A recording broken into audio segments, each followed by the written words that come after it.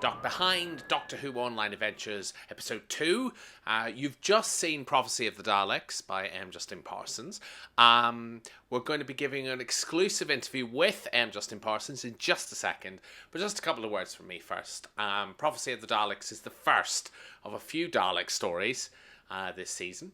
As we're stood right now, the season is going to take a little break after Heaven, only of about a week or so. So don't worry if there's no new Doctor Who Online Adventures. There will be. It's still continuing.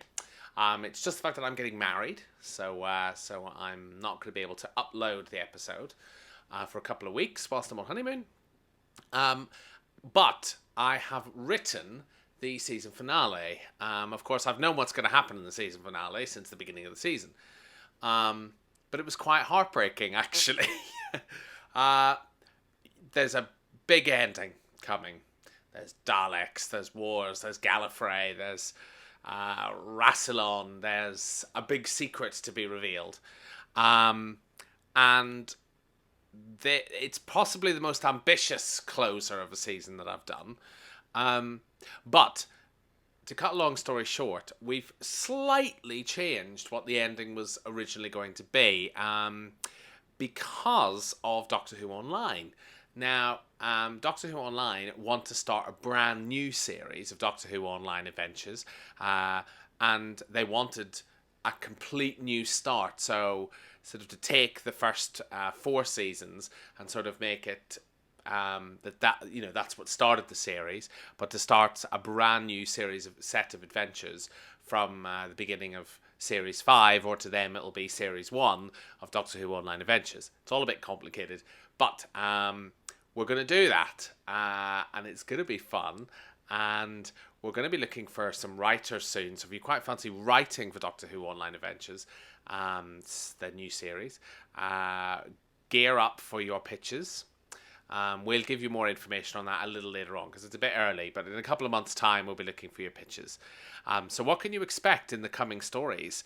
The Doctor and Maria are off to Heaven next. I'm not going to say anything more about it. It's written by Caleb Young. It's a great story. I really love it. And look out for some more Daleks. And then after that you've got a story by Doctor Who Online creator Sebastian J. Brooke. I'm not going to tell you anything about that. I'm not going to tell you anything about Billy Garrett's Dalek story. It's brilliant. It's brilliant, which leads beautifully into my finale story. And for those of you who are fans of the series, I'm going to exclusively reveal now, although it won't be written anywhere, but my season finale has been entitled Time of the Doctor. And that's all I'm going to say about the finale. It's big, it's exciting, it's got lots of Daleks in it, but it's also got a couple of other unexpected things. And so, I'd like to hand over to M. Justin Parsons, who's going to talk a little bit about Prophecy of the Daleks. Hello, Doctor Who Online Adventures fans. My name is Justin Parsons, author of Prophecy of the Daleks. And I'm going to talk a little bit about writing the episode and how it fits into Series 4. From my experience, when you're writing for Doctor Who Online Adventures, it basically takes one of two paths. Either you're pitching ideas to series creator Brendan Shepherd, and he finds an idea he wants to develop further. You brainstorm together, create an outline, and eventually go to script, or Brendan gives you an assignment. And this basically entails him presenting you with a premise that he has created, and your job as a writer is to flesh out that idea and turn it into a complete script. And that's basically what occurred with Prophecy. Is Brendan gave me the premise that the Doctor and the renegade Daleks would converge on a mysterious planet caught between two galaxies, more or less lost in a void. They would have some kind of struggle and conflict here, and the episode would end with the Daleks and the Doctor returning to the planet Kimball, which we hadn't seen since the Dalek Master Plan in William Hartnell's era. My concern when I went into this story is that the last time we saw the Doctor, the Daleks, and Davros at the end of Acquisition of the Daleks, our Christmas special from last year, we had the renegades suddenly appear, snatch Rassilon's TARDIS, imprison Davros, and find themselves on the verge of reactivating the time vortex and conquering the galaxy, and the Doctor was more or less unable to stop them. So I had to wonder what could possibly be on this planet that would make the renegades forego activating Rassilon's TARDIS. What could possibly compel them to go to this planet and put their conquest of the galaxy on hold? I began to do research throughout the history of Doctor Who, looking back through the series, trying to find some reason, and basically focusing primarily on the TARDIS itself, looking at the various malfunctions and problems that had occurred and headaches that had caused the Doctor over the years. And I came across an episode in the Sixth Doctor's era entitled Vengeance on Varos, where the TARDIS actually stalled because it ran out of Cyton 7 ore, and it was established in that episode that TARDIS could not function if it didn't have a proper quantity of Cyton 7 ore in its circuits. So I speculated that Rassilon's TARDIS might have been damaged, and what if its supply of Cyton 7 had been depleted? And so instead of reactivating the TARDIS and conquering the galaxy, the Daleks would discover that Rassilon's time ship was useless until they recovered more Cyton 7.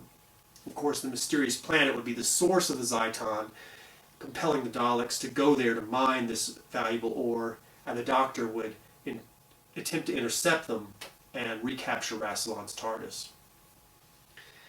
That was a good setup, but it wasn't enough. I needed more to get the tension building, to really ignite the conflict. So I created a third party, if you will, a character called the Foreman, who we discover is an automated facility that already exists on the Mystery Planet. It's basically an ore refinery, and he, as the Foreman, would be an automated character, a hologram, who was in charge of conducting all business transactions for the ore that existed on the planet. And the Doctor would find himself in the awkward situation of dealing with this bureaucrat who could theoretically be incredibly beneficial in helping him defeat the Daleks, and instead becomes a major headache because he's so rigidly programmed to focus only on commerce, focus only on negotiations, that he can't see anything outside of a business transaction. Even the Daleks attacking the oil refinery, as far as the Foreman is concerned, is simply just another negotiating tactic. And what I liked about this is it forced the Doctor to fall back on his ability to outwit his opponents. One thing I've always enjoyed about Doctor Who throughout the entire run of the series is that he's a protagonist who has to outthink his opponents, outwit them. Unlike so many sci-fi franchises which fall back on physical violence, brawn over brain. For example, Star Trek, where the phasers and the photon torpedoes are often the solution as the Enterprise blasts its way out of battle. Or Star Wars, where Luke Skywalker ignites his lightsaber and engages in combat. With Doctor Who, he has to use his wits. It's not physical violence, it's thinking his way out of problems. And I basically had the Doctor turn the Foreman's philosophy of commerce against him. Doctor brings it up to the Foreman that, well, since the time vortex is not functioning, no time ships are flying, thus your Cyton 7 ore is worthless. Nobody will want to buy it. And that's how basically the Doctor deals with his opponent and is enabled then to have a direct conflict with the Daleks and stop them from stealing the Cyton 7, or at least he attempts to. And that, for me, was a nice aspect, that we could see another opponent who's not upstaging the Daleks. He's not evil, but he's just so narrow-minded that he can't see the larger galactic picture, the risk that not acting would cause, the inevitability of the Daleks conquering the universe. Instead, this character is so focused only on making a sale that every other factor is irrelevant to him. I saw him basically as an intergalactic bean counter, or the ultimate capitalist, and the Doctor uses his wits to overcome this opponent. Another factor in the story was that Brendan wanted a mysterious voice who would warn the Doctor of impending doom and try to prepare him for some cataclysmic decisions he would have to make. And the challenge here is that when you're writing a story, you want to have it be self-contained, a strong beginning It rises to a climax and a satisfying conclusion, but you also have to fit it into the larger story arc of Series 4. Each story is like a puzzle piece that has to click together, leading to the overall climax of the entire series. And that's what this voice was doing in this particular episode, is preparing us for things that were yet to come. And yet the challenge is I didn't want the voice to distract from the conflict the Doctor was having with both the Foreman and the Daleks. So my solution was simply to give us little snippets of information in each episode. Part 1, we just hear a little twinge of warning from the voice, a hint that something was awry. Then in Part 2, we get a larger snippet of the message, more of the warning, more of the of a tension rising where we realize that something cataclysmic could be coming.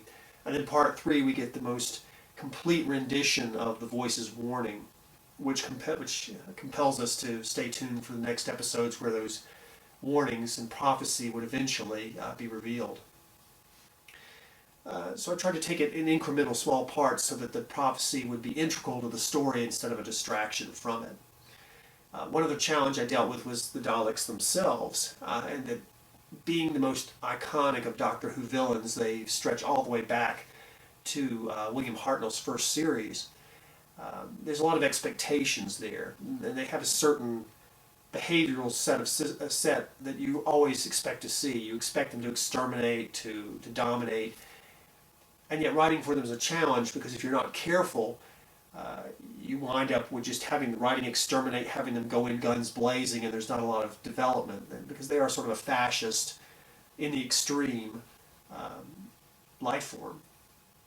So basically I had to work with the Daleks and try to give them a little more dimension, a little more infighting, try to explore them a little bit more so they wouldn't come across simply as just a killing machine in and of itself. Trying to give them a little bit more parameters, how they would deal with this foreman who didn't seem to understand that he should submit to their power. And hopefully that aspect worked as well. And so I hope you enjoyed the story. I think we have a lot of exciting new writers coming in this time, as well as some of our veterans returning, so it'll be great to get a nice mix of ideas and stories.